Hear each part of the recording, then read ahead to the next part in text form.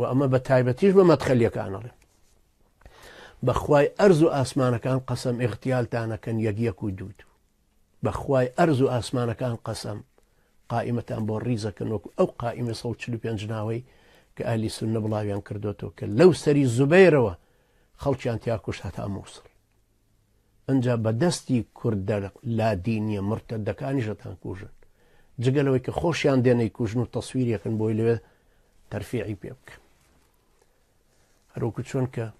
کاک خالیدیان کوشت خالیدی مامۆستا سەلاح الدینی خەبات لە ناو جەرگەی سلەیمانیا کوشتیان و دوای ئەحمەدی پور خۆی پێوە بادا کە گوایە ئەو کردوێتی لە کاتێکا کە ئاسایشی سلەیمانی هاتن و ئەترافەکەیان گرت و دوای خەڵکی تریشیان گرت و ئەحمەدی پوریشان بە سەلامەتی ڕوانەی مەریوان کردەوە بۆی تەرفیعی پێ بکە لەبەرەوە ئەوەش بزانن کە ئەم ئیشانش بەرامبەرتانەکەن بەخوا قەسەم بەرامبەر مەدخەلیەکان ئەو وەڵزەر بە لێتانە دەنەیکەن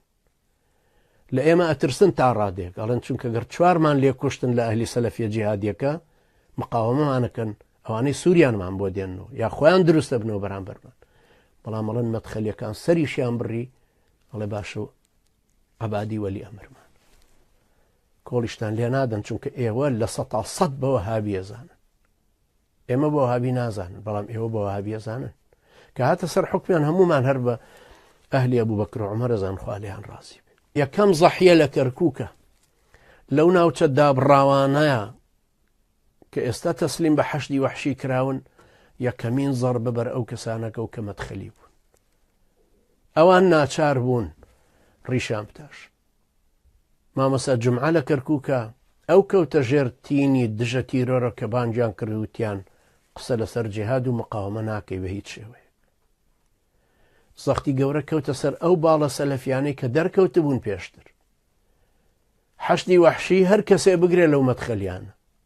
مادام شڕواڵی کورتە و ڕیشی درێژە بە ناوی داعشەوە ئەوەی بەسەر دێنە کە بینیمان چۆن گەنجێک لەسەر هامەرێکی ئەمریکی لە توپەتیەکەن و سەریە بڕن و سەری بەرزەکەنەوە بە فەخر و شانازیەوە ئەوە مەسیری هەموو کەسێکە بێت کە بە زەلیلی بکەوێتە بەردەستیان و ئەو کەسێک کە پێی وایە ئەوە شەڕی مەزهەبی نییە نابێ ئێمە بیکەین بە شەڕی تائیفی ئەوە ئێمەش هەڵە خەڵەتێنێ و خۆشی هەڵخەڵەتان خۆی گومڕا بوو ئەسڵان ڕێگاکەی لێون بوو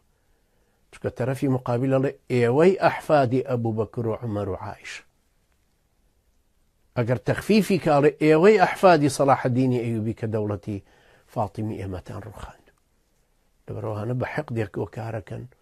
بۆیە کە حەڵەبیان گروتیان ئەمڕۆ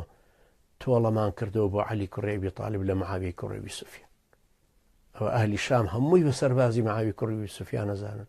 خوا لێیان ڕازی